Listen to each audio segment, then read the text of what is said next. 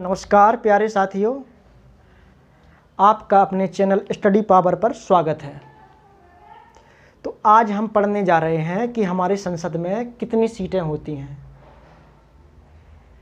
हम आए दिन देखते रहते हैं कि कभी लोकसभा का इलेक्शन हो रहा है तो कभी राज्यसभा का इलेक्शन हो रहा है, तो हमको यही मालूम नहीं रहता है कि कितनी सीटों पर इलेक्शन होता है। तो आज हम देख लेंगे कि संसद में कितनी सीटें होती हैं कुल। तो सबसे पहले देखते हैं कि संसद के दो सदन होते हैं, एक राज्यसभा और दूसरा लोकसभा। तो अभी हम राज्यसभा के बारे में देख रहे हैं और इसके जस्ट बाद लोकसभा के बारे में देखेंगे। तो सबसे पहले देखते हैं कि संवैधानिक प्रावधान क्या है इसमें। देखो, तो संसद है वो आर्टिकल 79 में है।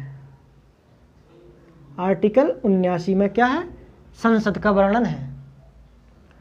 आर्टिकल 79 में कहा गया कि हमारे देश में एक संसद होगी जिसके दो सदन होंगे, एक राज्यसभा होगी और एक लोकसभा होगा। राज्यसभा आर्टिकल 80 में होगा और लोकसभा आर्टिकल 81 में होगा। तो पहला क्वेश्चन बनता है कि संसद का काम क्या होता है। संसद का काम होता है कानून का निर्माण करना। देश में कानून का निर्माण करने की जिम्मेदारी किसकी है? संसद की है। पूरे देश के लिए कानून बनाना है तो कौन बनाएगी? संसद बनाएगी। यदि राज्यों को अपने अपने लिए कानून बनाना है तो कौन बनाता है? विधानमंडल या विधानसभा। तो संसद के दो सदन राज्यसभा और लोकसभा होते हैं। राज्यसभा आर्टिकल 80 में और लोकसभा आर्टिकल 81 में। तो राज्यसभा को देखते हैं।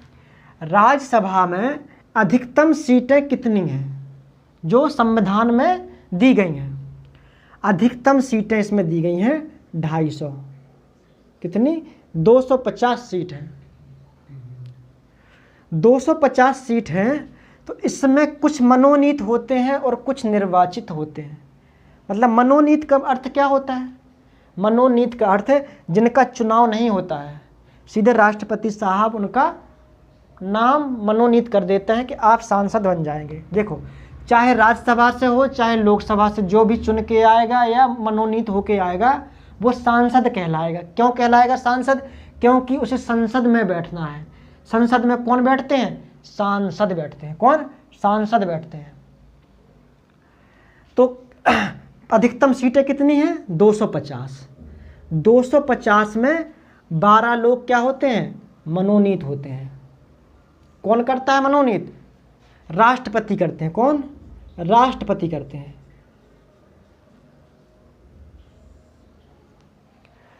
जो मनोनीत करते हैं वो किन क्षेत्र से संबंध होना चाहिए? तो याद रखना, उनका संबंध कला, विज्ञान, या तो वो किससे? कला से संबंधित हो या विज्ञान से संबंधित हो या साहित्य से संबंधित हो या सामाजिक क्षेत्र से संबंधित हो। किससे? सामाजिक क्षेत्र से संबंधित हो। इन चारों क्षेत्र में से किसी एक क्षेत्र में अभूतपूर्व काम किया हो, बहुत ही बढ़िया काम किया हो। दूसरी बात करते हैं क्या? निर्वाचित। कितने लोग निर्वाचित होंगे? जब 12 ए हो गए तो 238 ए हो जाएंगे। 238 और 12 क्या होते हैं? पूरे 250 होते हैं। एक कहा गया अधिकतम सीट है, लेकिन वर्तमान में कितनी है? वर्तमान में है 245। तो 5 कहाँ गई? देखो, 5 सीट हमने रखी हैं बचा के पीओ के वाले स्थान के लिए। जो पाक ऑक्युपाइड कश्मीर है, जो हमारा क्षेत्र पाकिस्तान लेके रखा है, जब भी हम उसको छुड़ा लेंगे तो राज्यसभा की 5 सीट वहाँ के लिए होंगी। जो पाक ऑक्युपाइड कश्मीर और जो चाइना ने जो क्षेत्र ले लिया है वहाँ के लिए वो 5 सीटें हैं। तो 245 कहाँ क्या हो गए? 245 वर्तमान में है। तो वर्तमान में 245 है। तो इनमें कितने लोग मनोनीत होते हैं? तो 12 लोग ही मनोनीत होते हैं। कौन करते हैं? राष्ट्रपति साहब करते हैं। इन क्षेत्र से संबंधित होना चाहिए 12 क्षेत्र, मतलब 12 लोग मनोनीत होते हैं। दूसरा देखेंगे कि निर्वाचित मतलब इलेक्टेड, जो होते हैं नॉमिनेटेड, ये होते हैं इलेक्टेड, जिनके द्वारा जिनको चुनाव करके चुना गया हो, जिनका क्या हुआ हो? चुनाव हुआ हो। तो क्या है? निर्वाचित। कितने? 245 पूरे हैं तो 12 मनोनीत हो गए, तो 233 क्या बचे? निर्वाचित बचे। 233 क्या हो गए? निर्वाचित हो गए। अब 233 में से देखो इनका निर्वाचन कौन करता है? कौन इसमें वोट डालता है? इसमें आम लोग वोट नहीं डालते हैं। आम लोग का मतलब हम तुम लोग वोट नहीं डालते हैं। इसमें कौन वोट डालता है? जो विधायक होते हैं। कौन? विधायक। विधायक ये जो विधायक होते कहाँ बैठते हैं? विधानसभा में। कहाँ बैठते हैं? विधानसभा में। इसलिए इनको क्या कहते हैं? विधायक बोलते हैं। विधानसभा में। विधायक मतलब MLA, member of legislative assembly. तो इनको वोट कौन डालते हैं? विधायक। विधायक कहाँ रहते हैं? विधानसभा में। तो अर्थात जहाँ जहाँ विधानसभा होगी वहाँ वहाँ के विधायक वोट डालेंगे। किनके? जो राज्यसभा में सांसद चुने जाएंगे। तो देखते हैं। तो यूटी का मतलब होता है केंद्र शासित प्रदेश। इस समय 8 केंद्र शासित प्रदेश हैं। तो क्या उन 8 में विधायक हैं? तो 8 में विधायक नहीं है। क्यों नहीं विधायक? क्योंकि 8 जगह विधानसभा नहीं है। तो कहाँ कहाँ है विधानसभा? 3 जगह विधानसभा है। कहाँ कहाँ हुए? दिल्ली, जम्मू कश्मीर और पुदुचेरी।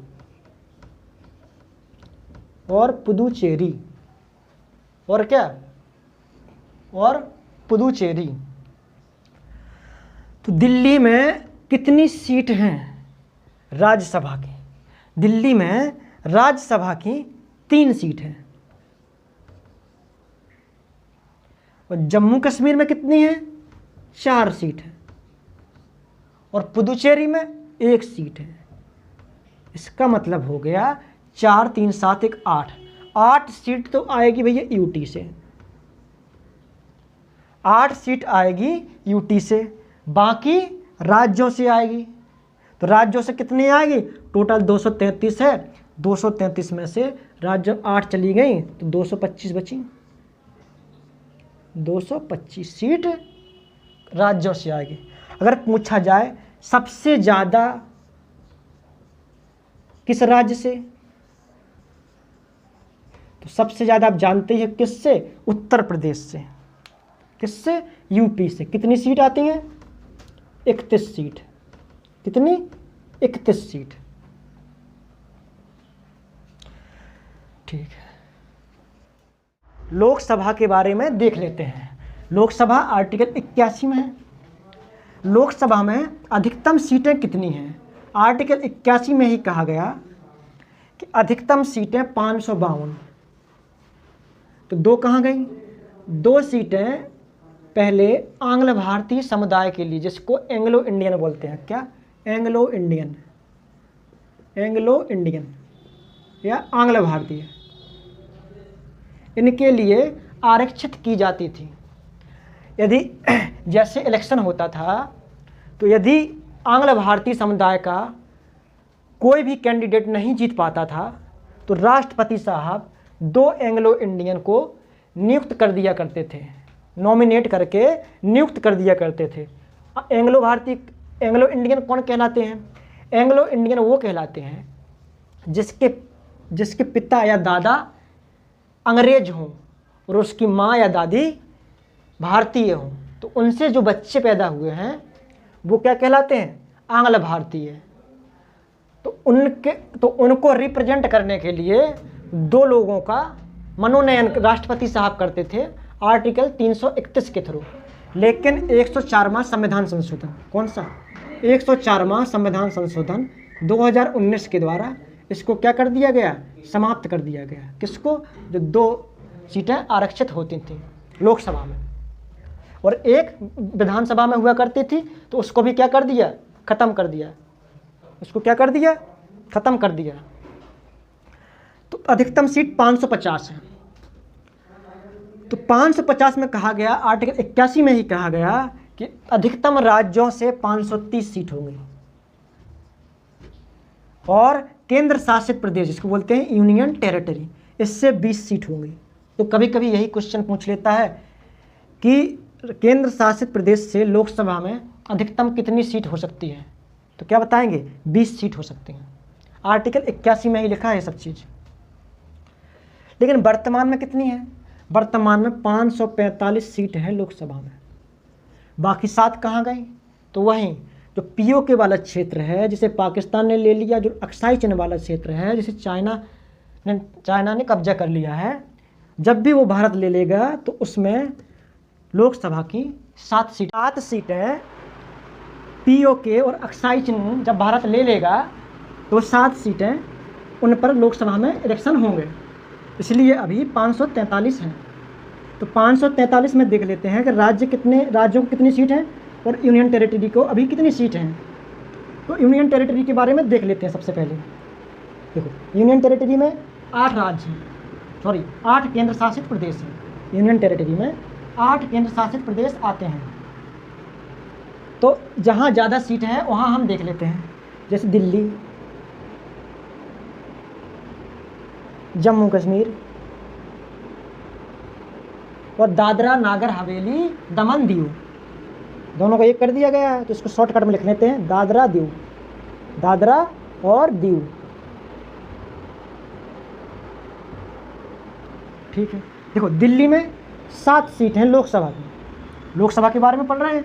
जम्मू कश्मीर में 5 सीट हैं लोकसभा की और दादरा नागर हवेली और दमन दीव में 2 सीटें हैं लोकसभा की।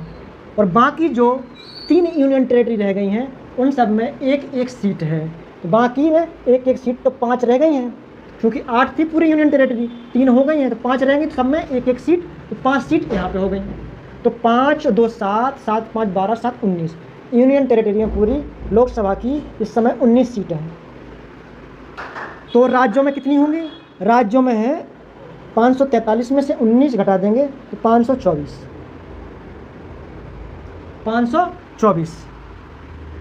तो सबसे ज़्यादा किस राज्य में है, सबसे ज़्यादा किस राज्य में है, उत्तर प्रदेश में। कहाँ से ज़्यादा, उत्तर प्रदेश में। कहाँ, उत्तर प्रदेश में 80 सीटें हैं। कितनी, 80 सीटें हैं।